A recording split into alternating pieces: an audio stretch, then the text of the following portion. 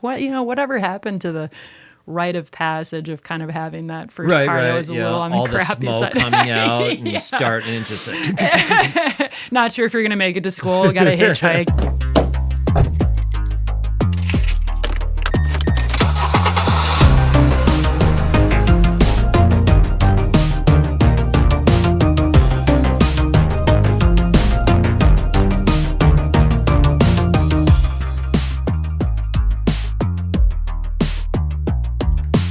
burp, fart. Let her rip. Yeah, Good. let her rip. I'll try to cut that. I'll try to make my mom somewhat proud. We'll see. No pressure. Is this He-Man in front of me? What's going on shit. here? I forgot I had stuff. Oh, no, you're fine. I found this at the thrift store the other day. It kind of looks for like $1. a He-Man thing. Hey, everybody. My name is Jennifer Lyn with the band Jennifer Lyn and the Groove Revival. My first car was an 87 T-top Camaro. Whoa. Yeah, it was kind of badass, and I have no idea what my parents were thinking to get a 16-year-old with a lead foot problem, a 87 muscle car. It had a small block V8, so it wasn't like it had a huge engine, but it had a V8 in it. And it was a great first car. I mean, maybe not the best car for Minnesota winters, but it was a lot of fun. This is today's Chevrolet Camaro. Slick and sleek, powerful, misty, lightning flash, daring dash. That's Camaro. That's a heartbeat on the street. That's Camaro. That's Camaro. That's a heartbeat on the street. Not today, Chevy. Live today, Chevy. Camaro. Result. You know, the thing is like you think back to like the old school muscle car Camaros, you think like 60s, right? It was still a really fun car. They got it from, I grew up in Minnesota, suburb of Minneapolis.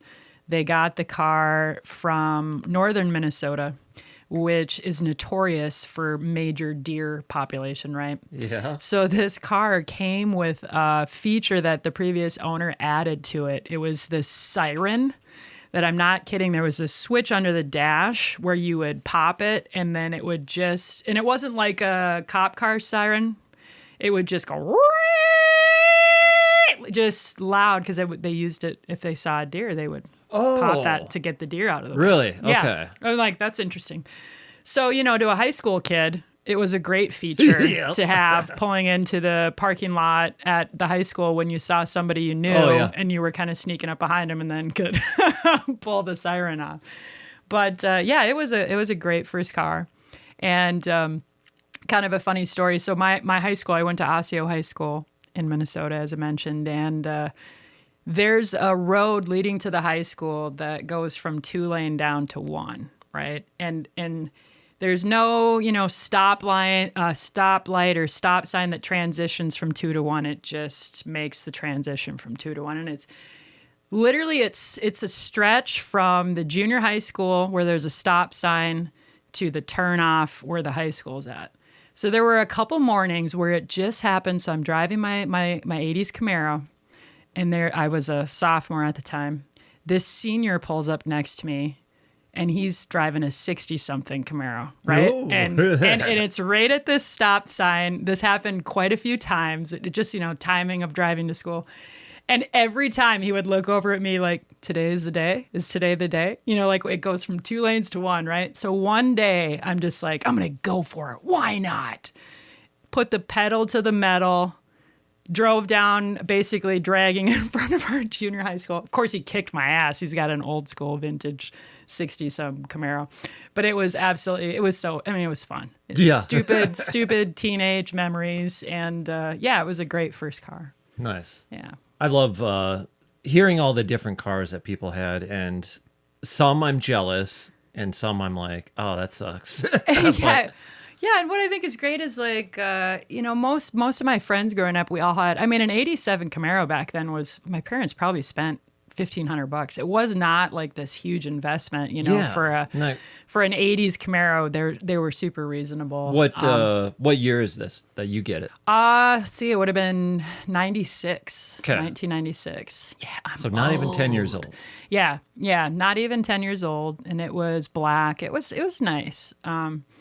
But what I think is great is like when I think back to when I was in high school, the high school I went to, I mean, people had money, but we were all very middle class, if that makes sense, you know? And so you saw, like, one of my really good friends in high school had this Buick that took up about a lane and a half, and it was blue, so we called it the Bluick. And I mean, just the stories of riding around in these old, you know, kind of crappy cars.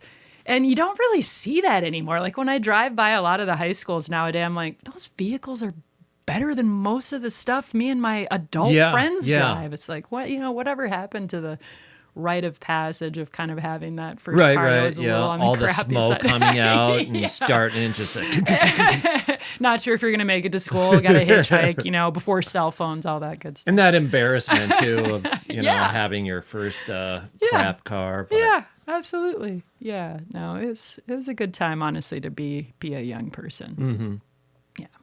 Yeah, lucky for you. You know. Yeah, I think so. I mean, How long did you obviously have this ride?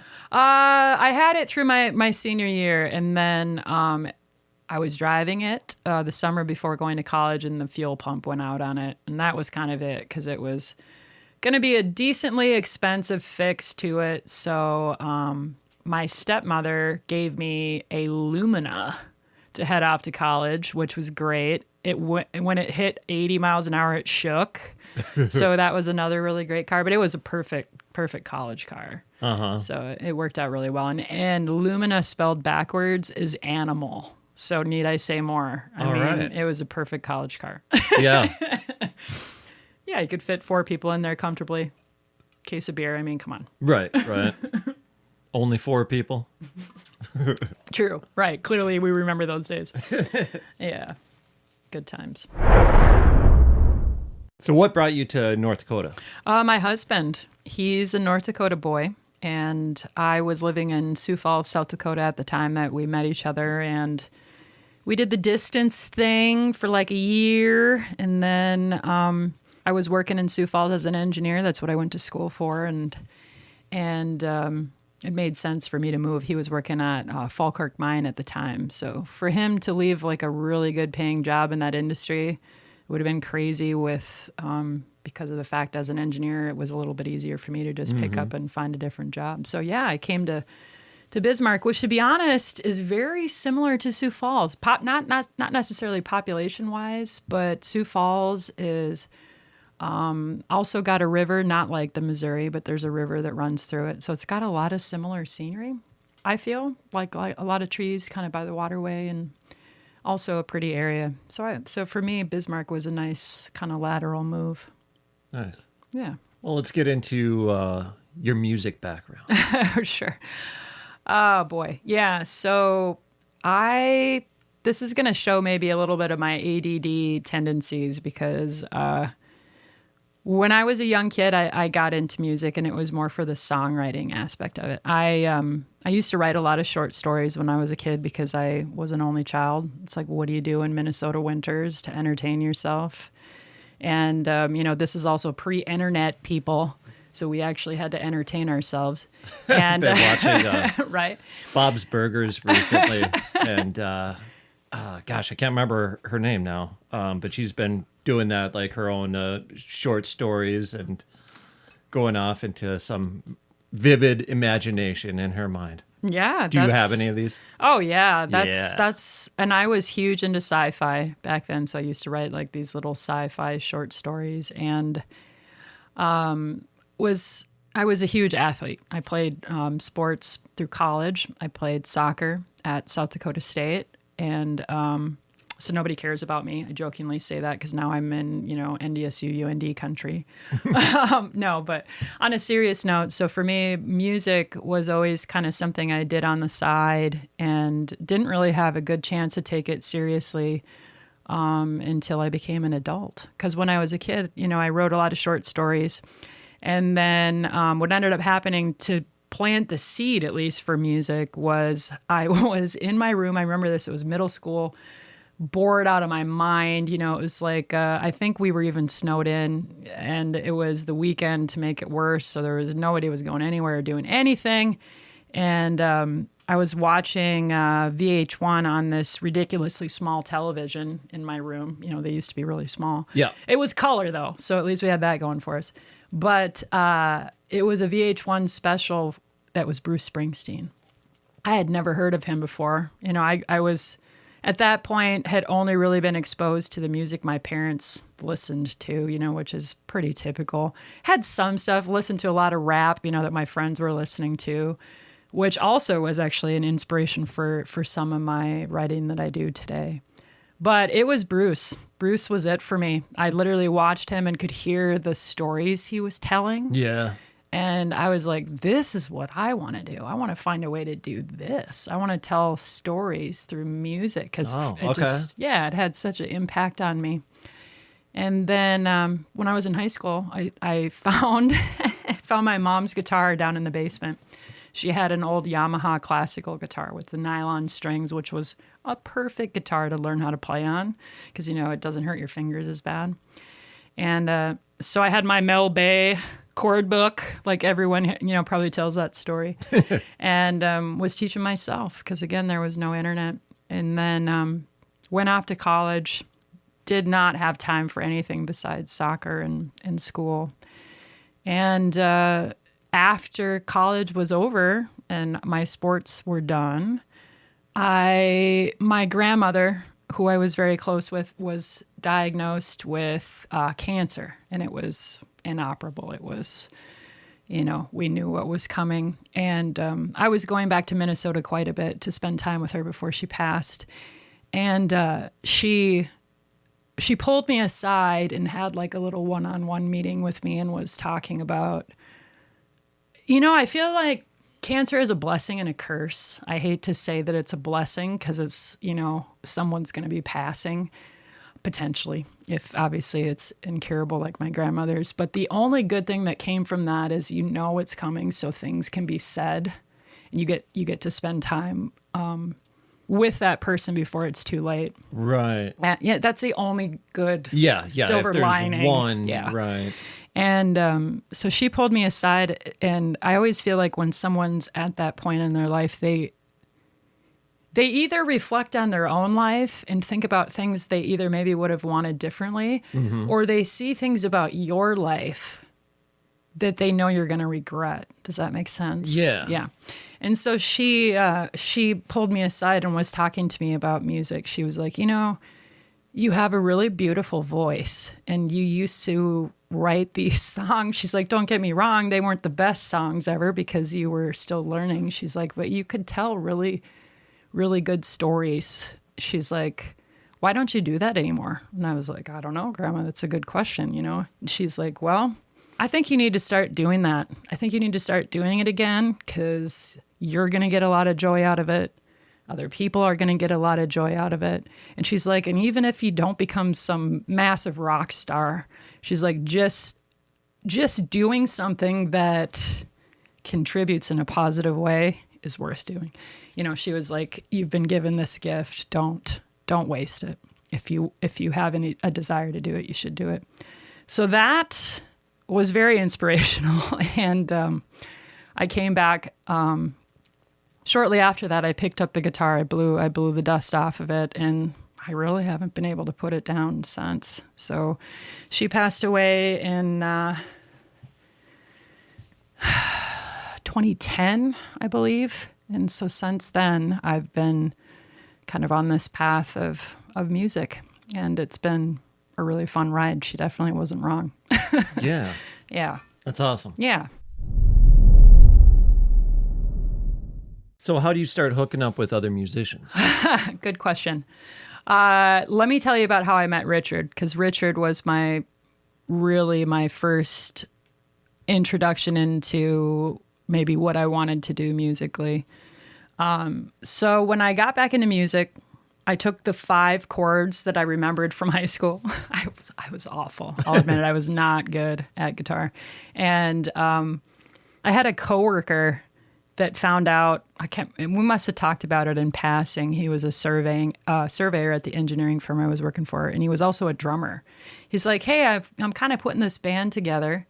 Do you want to just pop over sometime and maybe you can just jam with us and you can sing some background vocals and stuff? And I'm like, yeah, sure, that sounds like fun. You know, he knew I was learning to play guitar again.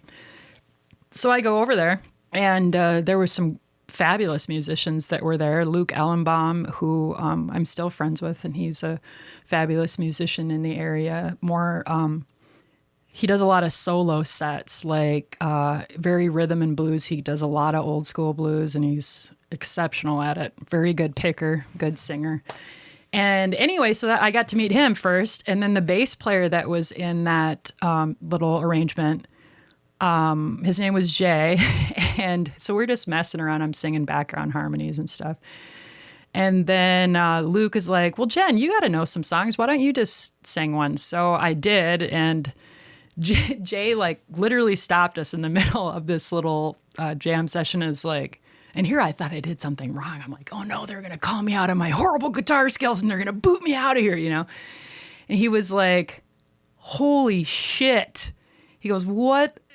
He was like, you have such a great voice, you know, like, why are you trying to develop this? Or like, what are you doing? And I was like, I don't know, I'm just kind of having fun. And he was like, there's someone in this town that you have to meet. I literally had only been here for like a year.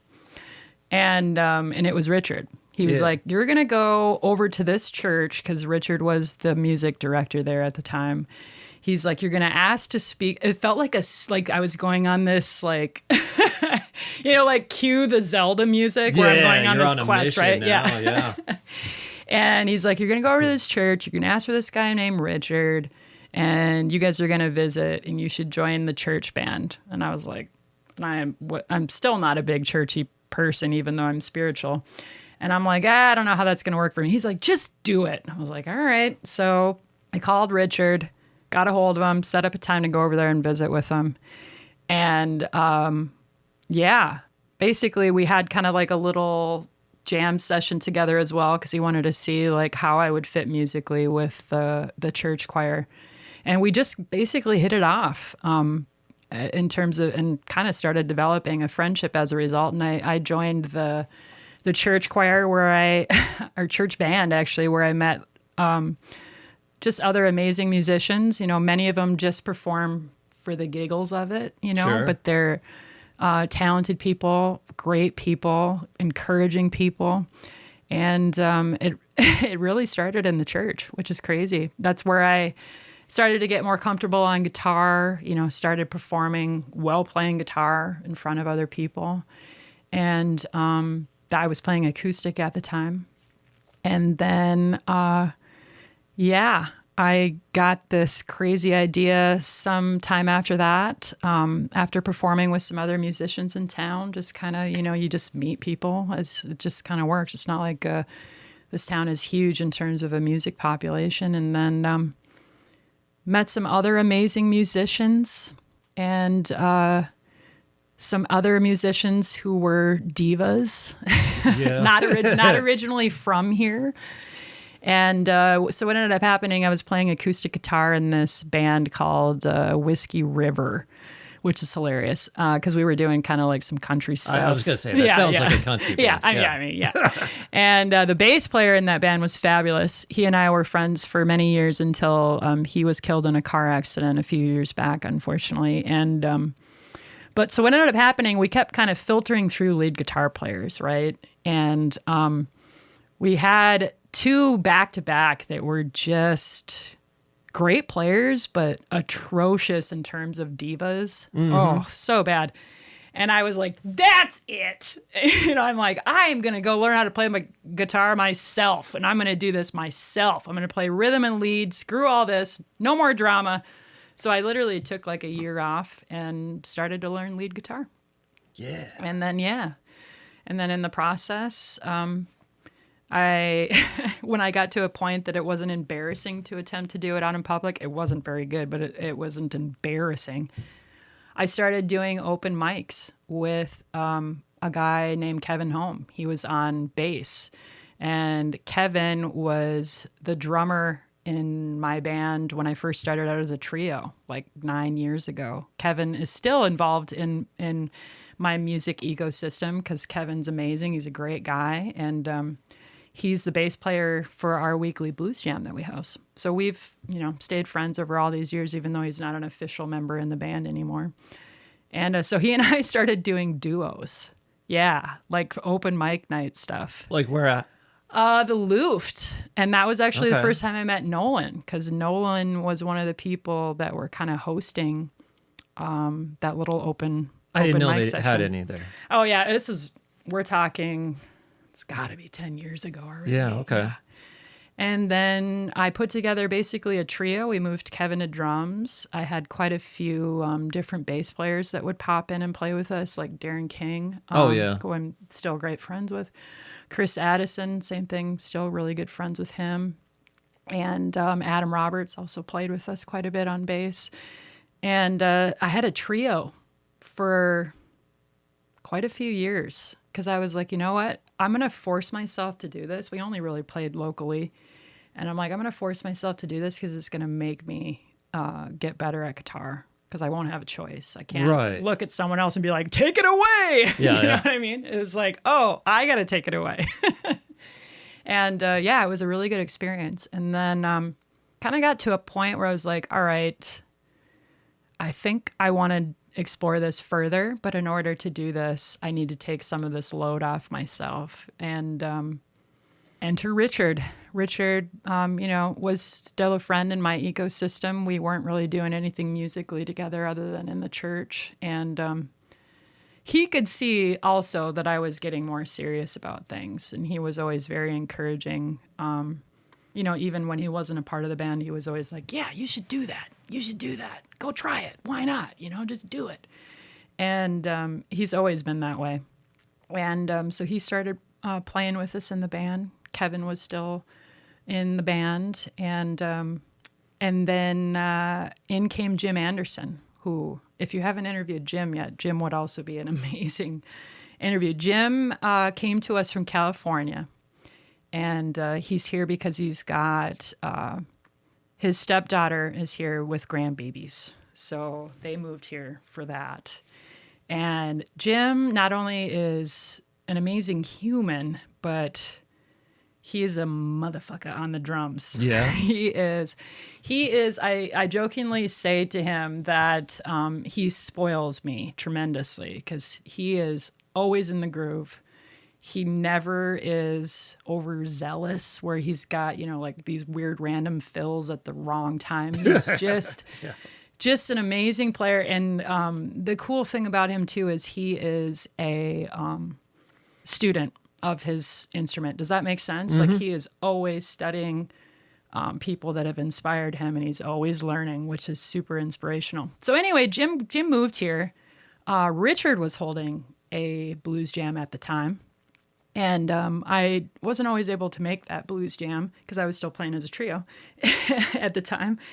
And started going to that blues jam, and then in came Jim. And Jim said to Richard, who is that person? Because I want to play with her. He had a history of kind of playing with female front women, and as well as he toured with one of the founding members of the Doobie Brothers. He toured around the world with the Pointer Sisters. I mean, he did a lot of cool things. Yeah, like he played Madison Square Garden. I mean, the dude's done some stuff.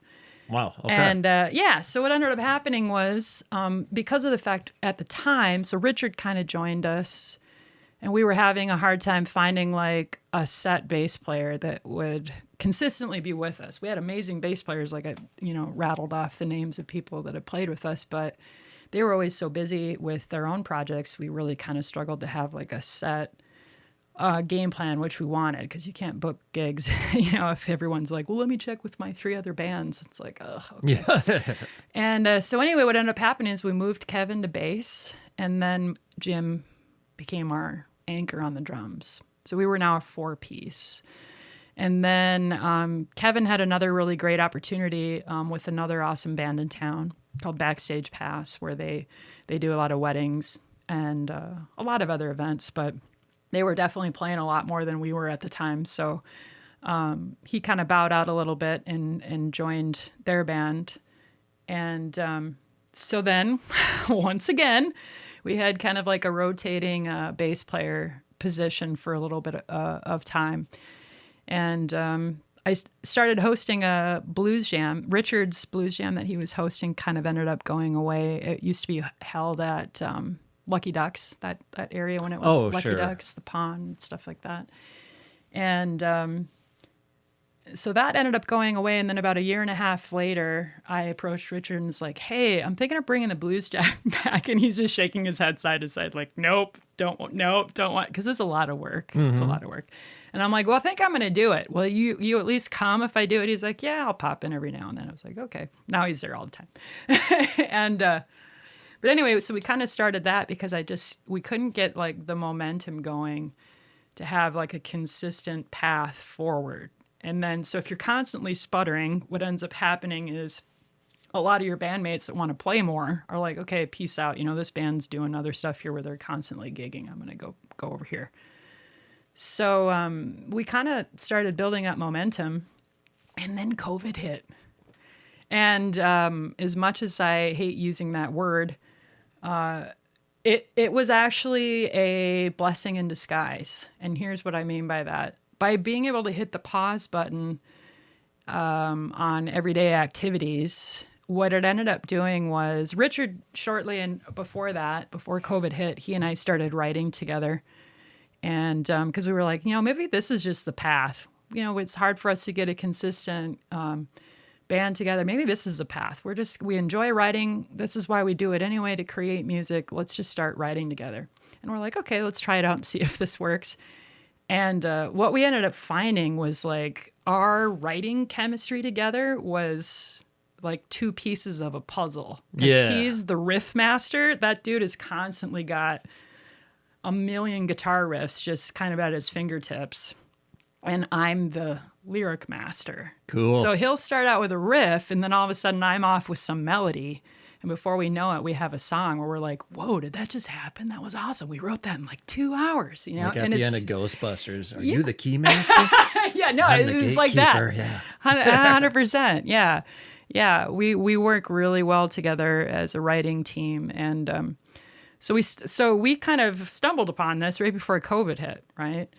And so, you know, everybody's in lockdown, and Richard and I started Zooming, doing Zooms together, and we were like, Zoom jam? Yeah, we're like, let's continue writing. You know, it's like, what else are we doing? We'll do these Zoom sessions. So we started doing that, and before we knew it, we already had like 2 or 3 songs in the bag that we were like, wow, I really like these. These are really good. You know? And then we included Jim Anderson on one of them, the Zoom sessions, and then we wrote a song, the 3 of us. And I'm like, boy, we're really kind of building momentum here. And then shortly after that, they lifted basically the restrictions to the point you could be in small groups, right? Mm. So Richard started coming over in the late afternoons, and we were like, let's just keep writing, right? It was just he and I. And before we knew it, we had what we thought was a pretty good album, and that was our EP that we released, Nothing Holding Me Down. And we released that as Jennifer Lyn and the Groove Revival, which was pretty much kind of like our first official release as a band. We had Chris Addison on bass, so I pulled in, you know, some buddies. And Chris did a fabulous job on that album. And because we were still in COVID, and because, so I don't have any kids.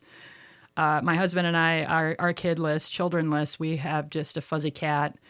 And so as a result, what ends up happening is we had a lot of free time during COVID. And literally, okay, so my purchase to myself, this was crazy. So I had money left over from, you know, my little music business that I had going on right before COVID hit. And so the end of the year before, so COVID hit like what, March-ish is when things really blew up. Yeah. That December before, I bought a like full mixing console. Oh, that yeah? I was like, I'm gonna learn how to do this at some point. Like I had always had an interest in it. I'm like, I'm gonna learn how to record and do mixing and stuff, because that is my happy place. I'm a little bit introverted, so being in the studio is like the best. So literally, talk about the best time to have an impulse purchase, yes. right? Because then 3 months later, I'm like, now I got nothing but time. So what ended up happening was we were writing this music. I was in my spare time, which there was a lot of it, was learning how to record and mix and master. And I still remember I said to Richard, I'm like, okay, we're going to make this album. We had decided we were going to make it. Jim will be on drums. We'll get Chris or Darren, whoever's free. We'll have them on bass. And Chris did a fabulous job. He was the one who was available.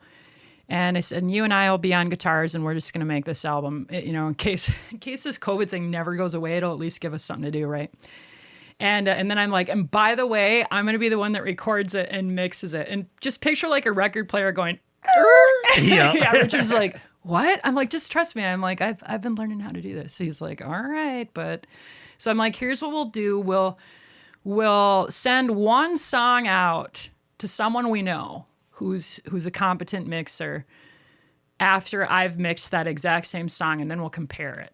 And I said, and if you feel that it's not of a similar quality, I'll step away. I won't have a problem. And I don't want to mess up, what we have going on. So anyway, we did that. And then Richard listened back. He's like, well, shit, this actually sounds, like pretty comparable. I think you're onto something here. So I ended up recording that whole album, and we ended up doing it in pieces, thanks to COVID again,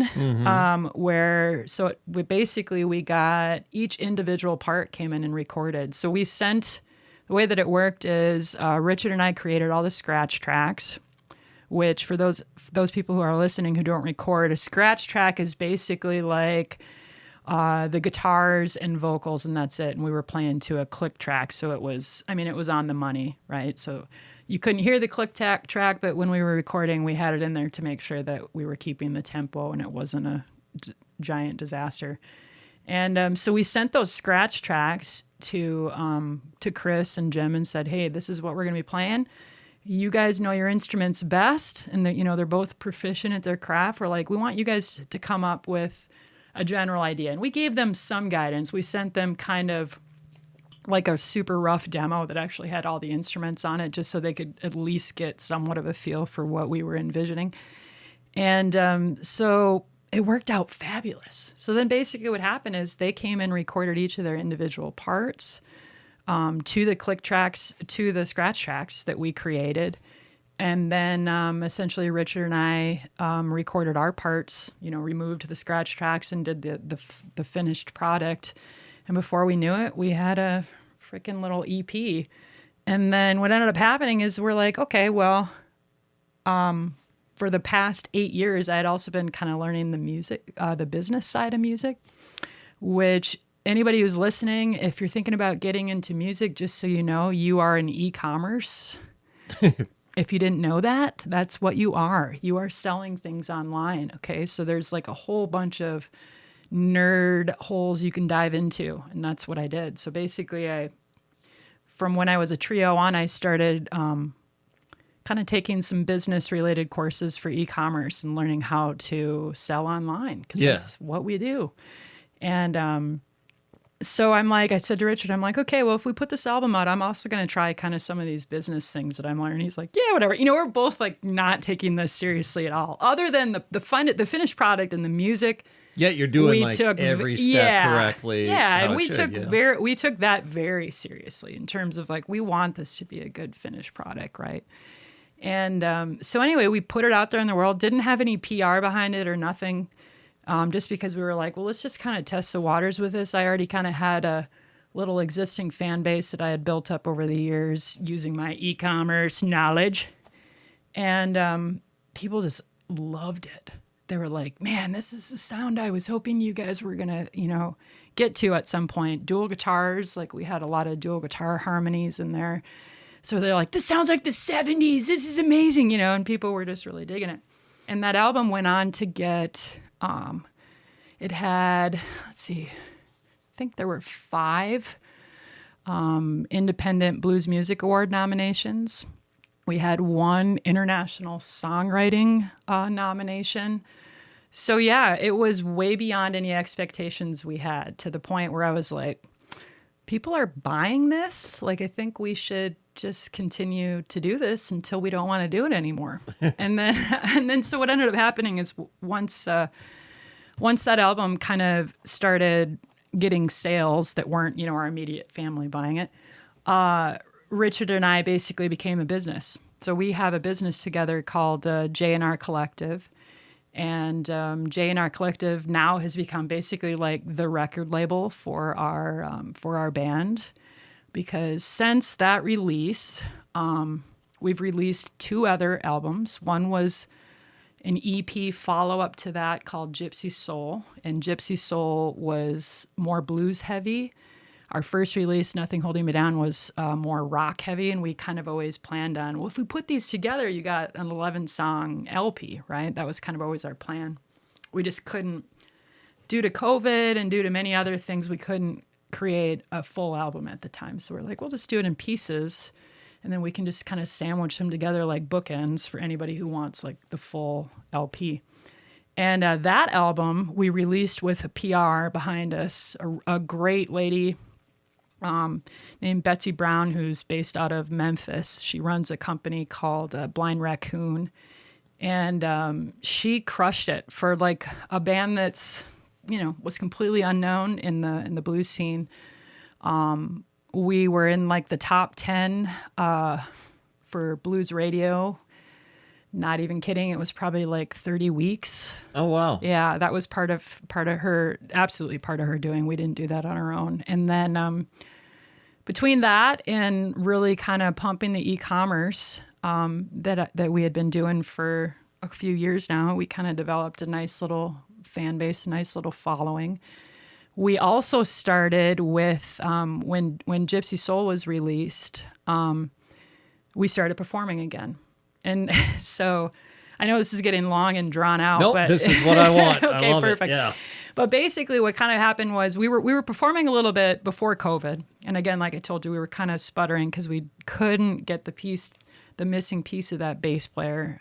A lot of fabulous players, but just couldn't get anybody to be a full-time commitment because they had too many other projects. And so when COVID hit, besides hitting the pause button, post-COVID, it really wiped out the music scene here in Bismarck. It was like, when we're talking about sputtering to get going, post-COVID, it was really bad. And like one of the things I've always been impressed with this town is the amount of ridiculously talented musicians that live here. Oh, yeah. So that was like, for me, that was a big downer to not have, even if I can't attend, just knowing that there's cool music stuff going on, there's something comforting about that, And there was like nothing going on post-COVID, not much anyway. And so like I said to Jim and Richard, I was like, hey, I know we're trying to like get this off the ground, but there's one thing I really want to do before we start doing shows on the road again. And so I formed a music series. I had already been working with the Bismarck Elks, hosting a blues jam there every Tuesday, which we started 3 months before COVID hit. And now that blues jam has been going, we're going to be starting on our 5th year here. Actually, I think we're on our 5th year right now. And so that blues jam is basically, it's an open jam every Tuesday. We got lots of local musicians that come out. And I started that about the same time that we started getting serious about writing our music and performing, just because I'm like, you know what, as a band leader, I never get to perform with other people other than my bandmates. It's like I'm either too busy to sit in with other people, or it's just like sometimes it's just not feasible because I've got too much other stuff going on. And I'm like, you know what, I want an opportunity for other musicians to get to come and play, because I'm sure they feel like I do, where you don't really get to see other musicians because everybody's like, they're out doing their own gigs. And I was expecting it to maybe last a year and just kind of fizzle out, and it's been absolutely awesome. Yeah. I mean, we've had musicians come in, not only from the community, we've got a lot of like regular musicians that come in, We've got a lot of sporadic people that come in when they can. We've had a lot of people from out of state that are passing through that come in. And it's just been awesome to get that. Like sometimes, like we joke and say, sometimes the jam is this awesome thing and sometimes it just goes off the rails. Because, I mean, it's a jam. Some songs are fabulous and others were like, oh.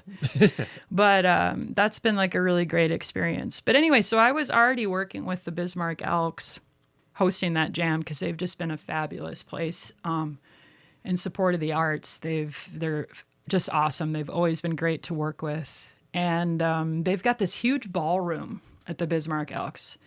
The ballroom can probably sit like around 200 people around tables, right? And they have a stage already there. Yeah, yeah. And so I'm like, you know what? God, this is a space that never gets used. So after COVID, I told Richard and Jim, who were now officially part of the band, like we were all in this together to try to see what we could do. I'm like, I know we're really itching to play, but there's just something I got to do. So I started a monthly music series there. And that music series, basically every month I had sometimes it was our band performing, like we did our first tribute, like tip of the hat concert we did to the Allman Brothers was at the Elks. And I brought in a lot of musicians that I'm friends with from the Minneapolis area who are amazing musicians. They came and performed. And it was super well received that I ended up doing it basically. The first year after COVID was huge because I was just like, we got to get people just out being comfortable going and supporting live music again, you know? And it was great. I sold out literally every show. They were ticketed events because I'm like, we got to do ticketed because otherwise, if people don't have skin in the game, they're going to be like last minute, I don't want to go, right? So they were all ticketed shows, sold out every single one of them. And to the point we were like, well, and I love how I say we. It was me, but I'm always bouncing things off of other people, right? Mm-hmm. So I'm like, hey, I'm thinking of doing a high school battle of the bands. So we partnered with the Elks and did a high school battle of the bands where they were competing for scholarships. It was really cool. Oh, really? Yeah, it was really cool. What the hell? I played in a few high school battle of the bands, yeah, and I too, think it's cool. I'm like, man, we got to bring some of this stuff back. It was all for bragging rights. Yeah. And then after that first year, our band kind of started like, oh, okay, it's time. We got to get back out there and start performing ourselves. So that next year I was really multitasking. I had the music series, which I was still continuing to do, and our band was starting to go out performing again, which was, I'm like, this is too much. So I did finish out that year with the music series. And then, because I also have a full-time job, I teach at Bismarck State College. And then our band finally got out and started performing again. And Richard is great. He's like, he has so much patience with my crazy ideas. We'll just leave it at that, because what ended up happening was, so I told him, about bringing the jam back, and he was like, don't do it. I did it. And he was like, oh, okay, yeah, worked out. And then I told him I was going to do this music series at the Elks, and it was going to be all ticketed. He's like, don't do it. No one will come. And we sold out every show. And part of that was, I told him, I'm like, I learned a ton from hosting this music series. We're only going to do ticketed shows from here on out. And he was like, the look on his face of sheer terror, because he was like, okay, if you think so, but I don't know how this is going to go. And we had our first show at the Bell Mayhoos, would have been the second year of my music series, I guess you could say. And we had like 400 people in attendance, which I was like, wow, this is amazing. I can't believe this many people are. What's the capacity there? 840. Really? So we were about halfway, which crazy. I was like, this is pretty cool for a ticketed show. And it's just kind of grown from there. So the last show we had there was a little over 600. Nice. Right? And we've got another one coming up in April where it's tracking towards that way. So the cool thing is so hitting the pause button with COVID, we had the ability to launch our first album. I learned how to record, mix, and master. Richard and I really fine-tuned our writing together. Got some nominations out of it. the second EP we released a year later, got some nominations, which brings us to our third album that was released. It was a live album that we actually recorded here in Bismarck, and that one went number 4 on the Billboard Blues Charts. Holy shit. Yeah, so that's what we said. Where was this recorded? It was here in Bismarck. We actually recorded it at the Elks. Okay. For one of our shows that took place during the music series. So we've got, I mean, there's, not only are there amazing musicians in this town, there's actually amazing sound people. Yeah. And yes, there is. One of those is Joseph Tibor. Joe Tibor is a rock star when it comes to sound. And so he was, when I told him what I was looking to do for the music series, he was just fabulous to work with and was just like, I'll do whatever I can to help you. He could see it too. Like, we got to do something here and try to blow some life back into this music scene.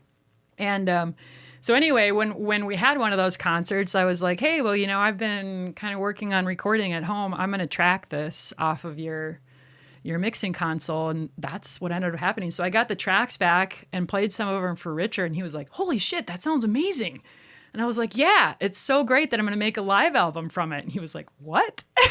And then that was the one that went on and charted on Billboard. So we were beyond stoked. So we've had a lot of momentum, which is pretty cool. And now we have another album. It's a full 10-song original song album that'll be releasing here in April. And that is, we're ridiculously proud of it. We added, so in terms of that bass player, so I told you that we kind of struggled to get that peg in the hole, entered Nolan Falcon.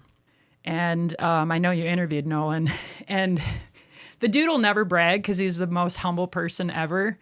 He is hands down, and now I've already explained to you some of the people in my musical ecosystem. He is the most talented, musically inclined person I've ever met, period. And the reason I say that isn't because he's more gifted than like Richard or more gifted than Jim. The dude can sit on the drums and be an anchor without any problem. He can go play bass and completely hold the rhythm with zero problem and add a total artistic element that is unique to him because he's really an amazing guitar player. Yeah. And that's his primary instrument. Mm-hmm. So what's been really cool having him in the band, because he's, officially, I jokingly say to him, if he ever leaves, I'll hire a hitman. But he... what's cool is because the guitar is his main instrument, I feel like it adds like this cool dimension to his bass playing where since it's not his main instrument, he maybe hears things a little differently. Mm-hmm. And so like even some of his melodic runs, like don't get me wrong, he's also a student of the instruments he plays, plural, where if I said, hey, I'm looking for an R&B groove, he'll be able to play it on the bass. He'll go back in his mind catalog of stuff he learned how to play, and he'll be right in line with that genre. Like he's a student of music. And but what's cool with him and why he's such a cool wild card is the dude will think like a guitar player. So he'll add like some crazy melodic run that just perfectly fits over the groove that we have. We're always like, where the hell did that come from? And it's, again, like I can only imagine it's because he's really a guitar player.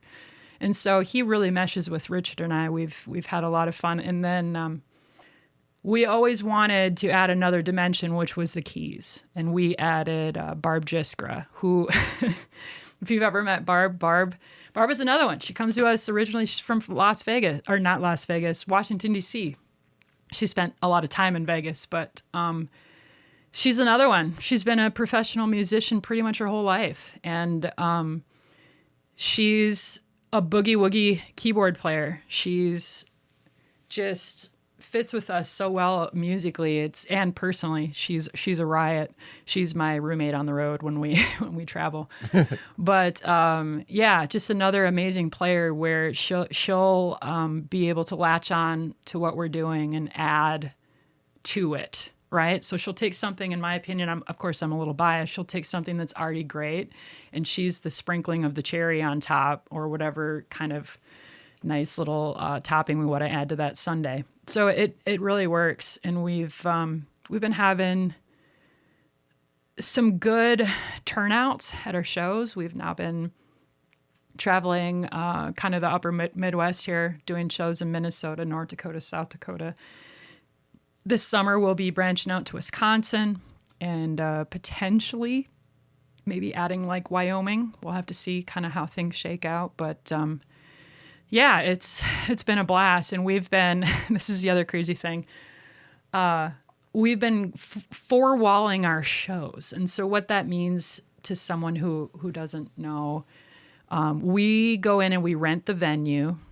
We work with the venue in terms of either their ticketing platform or we use our own.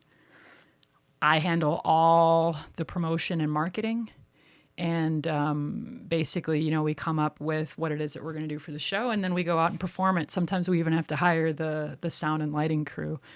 And so, yeah, we kind of have taken it to a whole different level because here's what ends up happening. As a musician, you're going to come across so many roadblocks, okay? Roadblocks in your own ability, roadblocks in your mind. And then those ones, of course, you can manage because that's just like something you have to overcome internally. But then there's also roadblocks in the industry. And so what I mean by that is the gatekeepers many times can be the promoters, the booking agents, the venues themselves, right? And this is absolutely not a slam on anyone in that community. Because I get it. Like if you're an unknown or, if I say, well, we were number 4 on the Billboard Blues Chart, so like, so was this guy. You know what I mean? Mm-hmm. There's a lot of competition. So why should they take that chance? I get it. But what ends up happening as a result of that, if you're not careful, is you start to devalue your worth, if that makes sense. Yes. So, it's why we many times don't play a lot of festivals. And it's not that there's anything wrong with festivals. It's just that I have a hard time someone saying to me, well, there'll be a lot of exposure. I don't say that to plumbers. I don't say that to cooks. When I go into a restaurant, there's a lot of exposure. It's like, I get that there's also a budget at play here, right? But I do think sometimes it's a big ask to somebody to ask a band, well, we're going to have you play for an hour and a half for $200. And I know you guys are spending the night somewhere, so do the math, right? You're going to lose money on this. It's just not for exposure, which can be great if you're opening for Aerosmith, Right, yeah. But I hate... yeah. I haven't played any real big festivals, but, smaller ones, and even those are a pain in the ass because, they're going to give you a time from 3:20 to 3:58. Yeah. And it'll be an odd time, and then you can't set up your equipment beforehand and whatnot. And there's a lot of logistical things there. And what's really interesting, so, in our genre being blues-based, that's where we fall, even though we're, more blues rock or even soul blues, as we've sometimes been called. If I look at some of the bigger artists in our genre, what I think is really interesting, there's an artist in our genre by the name of Joe Bonamassa. And if people don't follow the blues, they probably have zero clue who this guy is, right? Yeah. Amazing artist. And I've actually met him. He's an amazing human. And here's the cool thing about Joe. He ran into a lot of the same issues that we experience as a, band that's slugging it out in the trenches like everyone else. And he started doing the same thing. He's like, you know what? If the festivals don't want me, I know that I'm good enough. I'm just going to do this on my own. And that's kind of what we've been doing, to the point like when a festival turns us down for whatever reason or tries to say, here's $100 for your 5-hour drive to get here. I'm kind of like, you know what? Instead, what I'm going to do is I'm going to wait a couple months. I'm going to book the venue in your town, and I'm going to make 5 times what you were attempting to pay us. And that's not just me being a jerk. That's just being like, this is business. I know it is for you. Guess what? It is for me too. And I know that there's a market for this. So why wouldn't I want to capitalize on that market rather than getting paid peanuts and end up losing money on it, which is why a lot of bands go under. So... yeah. That's amazing. Yeah, that's kind of where we're at. I don't know if I've worked with anybody who's done that, where you just book the venue yourself. You Yeah. know, I've always gone through promoter Yep. or, you know, whatnot, but Yeah. strange. And it's kind of cool because it's becoming like a thing now. I see a lot of bands that I'm a fan of. I'm a huge Blackberry Smoke fan. They're a southern rock band out of Georgia. Fabulous band. They four-wall all their shows now. Like I said, Joe Bonamassa does as well. And I've been a promoter myself, Yeah. you know, for like 20 years. Sure, I've been nice. doing that. Pretty much, you know, late 90s to 2019. I haven't done anything in a while. Well, then you kind of know because you probably were four-walling most of your stuff, or at least partnering with a venue, right? Or some capacity. Yeah, exactly. I'd never called it four-walling. Mm-hmm. Never heard that term before. But yeah, I've always, you know, I would rent out the venue and do my own shows. But I'm still, you know, the promoter Yep.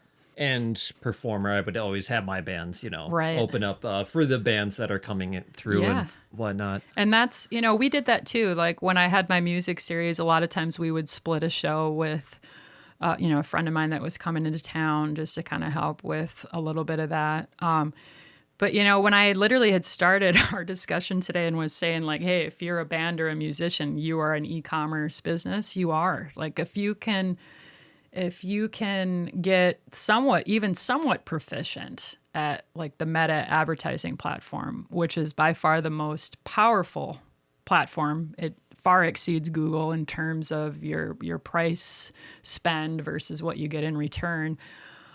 I'm not joking when I say the sky is the limit, because you know we're reaching an audience now that's global. It isn't just local, even though obviously we're a little biased and our hometown fans are literally the best, not only in their support, but they're just great people. We've got to know many of them over the years. And but it's pretty cool, you know, when we get messages literally from all over the world of people that are having exposure to our music. They see an ad that my super ninja skills on digital advertising, they'll see an ad and, you know, become a fan of our music, which is just really cool. Now, when that starts happening, at some point, like, does it get a little tough to put a hat on? You know, like, is your head just slightly inflated? No, you know, and there's one thing that sports taught me. When I was in sports, I'll be 100% honest, and my teammates can definitely agree with this. I cared way too much about winning, way too much. That was all I cared about. To the point that it definitely probably ruined some relationships I had with teammates because I was just so focused on the end result that I couldn't think beyond the performance of how I was doing, the performance of how our team was doing. I couldn't think past that, to the point I really struggled when anyone else didn't share that obsession. So where I'm going with this is the lesson I learned from that was to not be that way. Mm-hmm. You know, now that again, I was in my 20s, so in my defense, I was immature. There was a lot about life I didn't know. But, you know, in hindsight, I wish I would have had the mindset of nurturing those relationships rather than being so consumed with this sport that I was in love with, right? So what I mean by that is taking that and correlating that into music. I know that I'm just a human. And I try to always think about what my grandma said, which was, you have the ability, doing music is something where you have the ability to, if we think about it, for example, if you and I were to sit down and to talk politics, eventually, even if we're on the same side, we're probably going to punch each other out, right? Yeah. But if we talk about music, there's something that just happens where you can get people in a room from completely different backgrounds, completely different political and religious views, and you can get them in a room for 2 hours, 2.5 hours, however long they're there, and that's all that matters. Yeah. And there's something special about that. So, like, for example, our fan base, I email all our fans like once a week. Really? That's cool. And a lot of them reply, which is fabulous. That's the whole point. And I try my best to get back to anyone that replies because I feel like that's the whole point. You know, like we have people that have talked about how our music has touched them, you know, people that have expressed our music has helped them through maybe some tough times. And that's kind of the whole point. Like, if we can't keep that in perspective of like, this is a human experience, there's an actual human on the other end. Yes, it means so much for a fan to get that feedback or response, from, someone you adore, and you just kind of. And I hope that that's something I always have the ability to do. Yeah, I try to hit the pause button and make sure that, we're keeping it in perspective. You kind of mentioned, you ran into a few divas beforehand too. I think that helps seeing. Yeah, it does. Behavior. Like how not to behave. Fortunate enough for I've had the experience now of meeting a couple of people that I look up to, right? And for me it helps too when I see like, okay, here's someone who's at I know the blues genre is like the redheaded stepchild, right? But so, it's not like I'm talking, the rock era of the Rolling Stones or something to that extreme. But these are also people that are at the pinnacle of their career in a genre that they love, right? And to see how not only they interact with others, but how they interact with me, it's inspiring. Like, that's what I always think back to and always hope that, like, for, if our music was to just take off and we were all able to do this full time or whatever that would look like, I would like to think that I would still just keep that in the back of my head. Like, what you're here for isn't you. What you're here for is them. Yeah. Right. And this is about the music and the experience we all get to share together for just 2.5 hours of our life, to just let it all go and be like, woo! And then you can go back to reality tomorrow, right? Yeah. That's awesome. Yeah. You're way cooler than I thought you were going to be. Oh, good. Good. I'm glad I live up to that expectation. But, one thing that's actually been hilarious, because again, Richard and I are business partners, so I always try to actually on my replies, because he doesn't receive those emails, they come to me, and so when I reply, I always try to include him on the replies just so he can get a little piece of the good vibes that we get, and even like if he's not on social media anymore. And so like even if we have something really cool on social media, I'll take like a screenshot and share it with him just because it's nice to know that we have the ability to make a difference. But what I think is really cool is, so we're from Bismarck, North Dakota, obviously. And obviously outside of North Dakota, and let me rephrase, once you get east of Castleton, I love you, Fargo, but man, once you get east of Castleton, people look at us like we're this total weird anomaly. Yeah. Like we see it in our reviews that we get, like when people are reviewing the album and they see that we're from Bismarck and they're like, traditionally not a place known for the blues. It's like, oh, really? But like I said, we have these amazing musicians that are not only in our town. Like I said, I've got people all over the state, including Fargo. We love you, Fargo. We really do. But, I mean, there's amazing musicians all over the state that are doing great stuff. I mean, we've got top-notch bluegrass in this state. We've got top-notch hip-hop in this state. Oh, yeah. There's been some great punk metal bands. Yeah, we've got great stuff that's coming out of North Dakota. And I feel like the only thing that is separating us as North Dakotans, and I can say that now because I've been here long enough, is ourselves. Like if when I was talking about previously the fine line you walk on getting a gig versus getting a gig or doing a show that reaches the value that you have available to give, right? That fine line you walk. Sometimes I feel like as musicians, because we sell ourselves short, because we've been told for so long, like, well, I shouldn't have to pay you, It's like, okay, like I said, well, then bring over 2 plumbers and see what they charge for 2.5 hours of work. Where I'm going with that is like the only thing that separates anyone from doing something amazing is the belief that you don't deserve it. And I know that sounds really weird, but as musicians, we are the biggest self-sabotage. So easy for us to just be like, well, I don't think I'm really as good as they're saying I am. Or we get into this self-deprecation, not as good. If they're saying I'm only worth that, well, that must be what I'm really worth. It's like, no, sometimes you need to draw the line in the sand and say, no, I really wish you the best, but that's just not a good fit for us.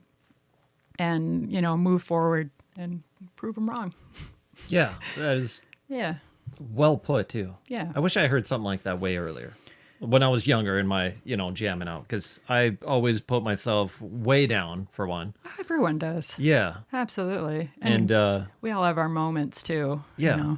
And then there was a time where I was, I would play for peanuts and never get those peanuts, Oh, yeah. Oh, yeah. Yeah.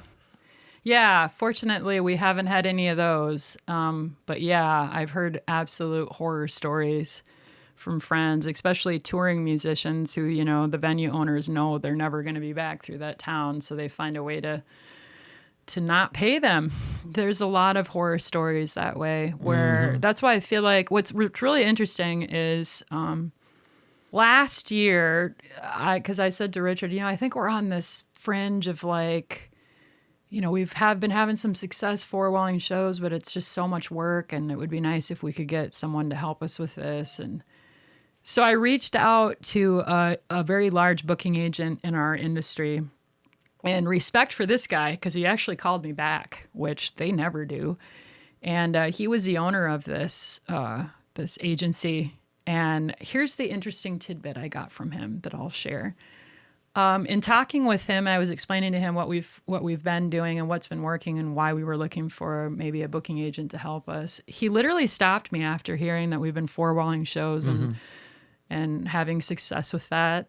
And kudos to him for not being a snake, because there's so many in the industry, and that's every industry. It's not just music. But he was like, so you've been having success forwalling your shows. He goes, explain to me what your definition is of that. Because, I'm sure some people just assume it's this and it's not. I go, well, we've been renting the venue and handling all the marketing promotion, sometimes even the tickets, and also been handling hiring the sound crew and the lighting. And he was like, I'm going to give you some advice. And I was like, okay. I think he was going to be like, don't do that, whatever, He's like, you need to do that for as long as you financially can. And I was like, what? He's like, I know that I'm basically giving you advice that's counter to bringing me business. He goes, but I can tell you with 100% certainty you will get much farther doing that than relying on someone else to do it for you. He's like, don't get me wrong. He goes, there's doors I can kick down that you currently can't. He goes, but that won't always be the case if you keep going on the path that you're going on. And I was like, okay, that's good to know. And that part of me was really sad because it's a lot of work. So I was like, damn it. I still have to do this every day. But, it's been a huge learning curve.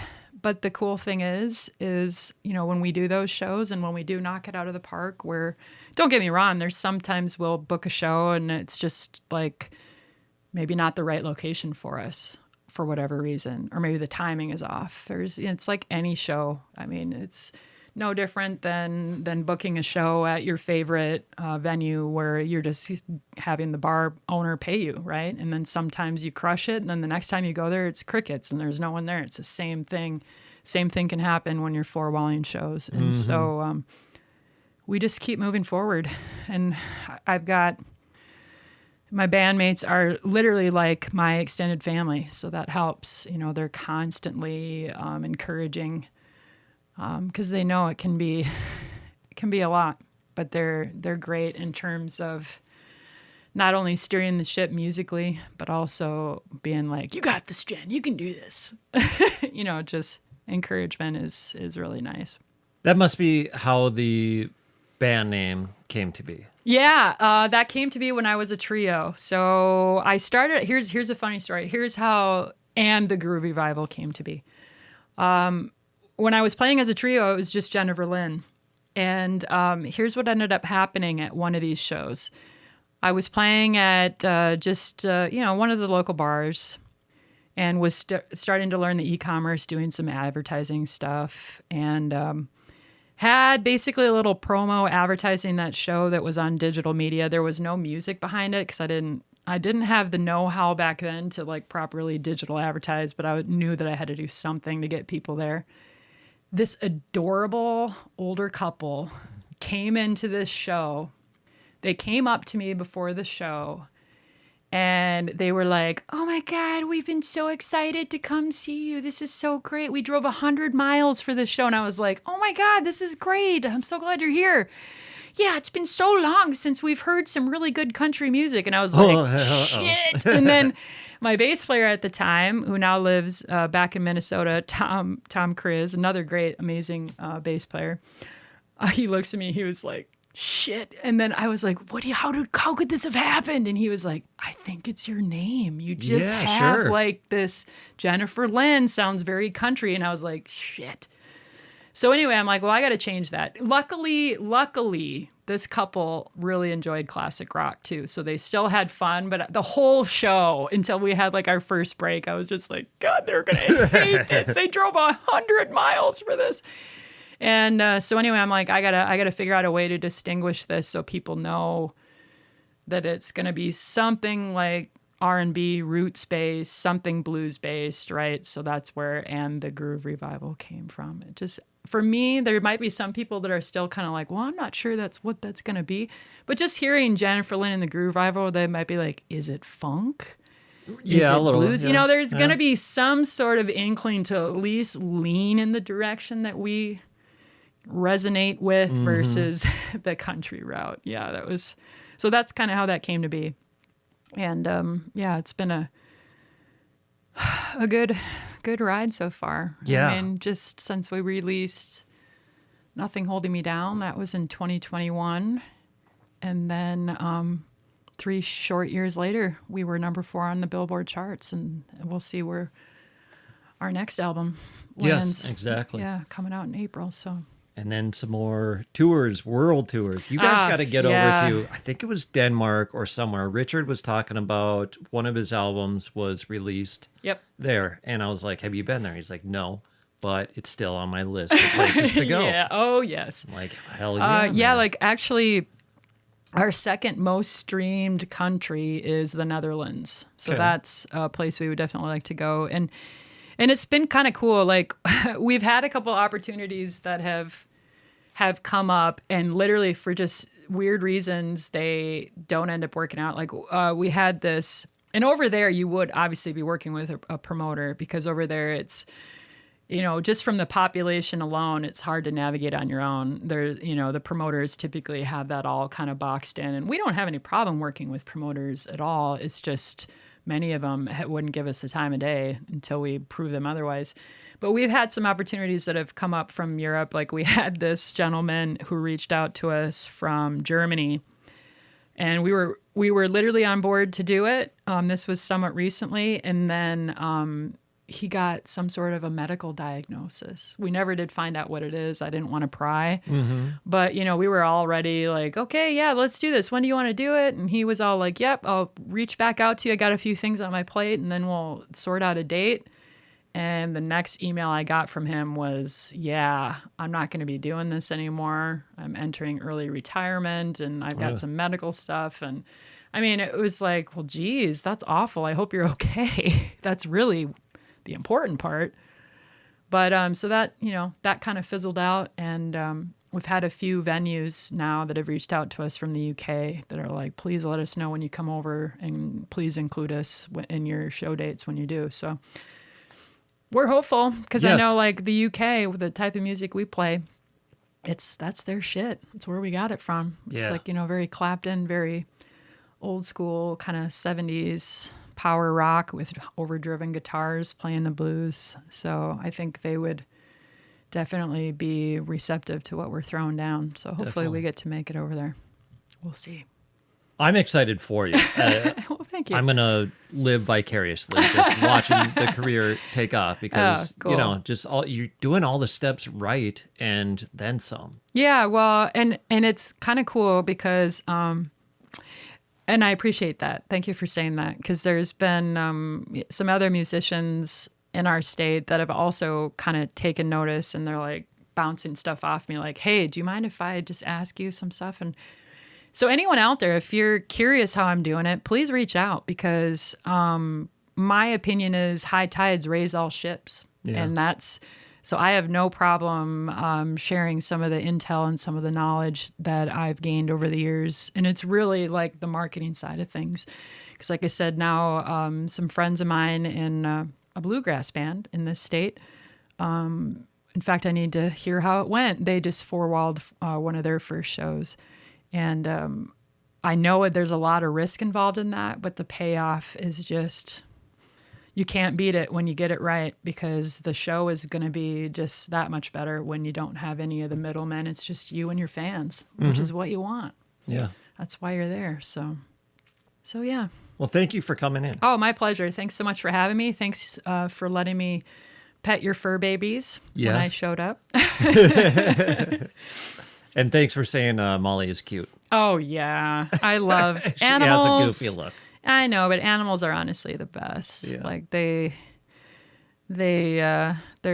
honestly, if we're being totally honest, I could hang out with animals all day, because they you always know how they're feeling. That's good, right. bad, Yeah. or otherwise. And I'm going on vacation soon, and I'm thinking about them the most. Like, Oh, yeah. oh no, I'm gonna leave you guys. Oh yeah, like when my husband and I are on vacation, usually whenever we check back at home, we're like, "Is Knox okay?" He's our cat, like, "Is he eating all I right?" set up little cams so I can watch them, make sure the food tray is spinning. Totally. Yeah, absolutely. I get that. Before you go, this is going to be out in a few weeks, but before the CD release party, let's promote that a bit. Oh, yeah. So our next album, which is called Retrograde, and the reason it's called Retrograde is this album has a very serious 70s vibe. And that album will be released on Friday, April 25th. And we purposely booked a show at the Belle Mayhews Auditorium on Thursday, April 24th. The reason for that is we want to celebrate with our hometown crowd. So they're going to literally get to hear this music before anyone. And we can't wait to get to share that experience with everybody. We're also tying in for that concert, besides having our original music, we're tying in some of the most iconic songs from that era that have inspired our music. So again, it's going to be a lot of tip of the hats to songs that people are going to know all the words to. And our hometown peeps are going to get to celebrate our new music with us before anyone else. So it's going to be a fun night. Sweet. And people can still get tickets. Yes. Okay. Yep. Online at Belle Mayhews? Yep. And so BismarckEventCenter.com is where a person would visit to access their ticketing.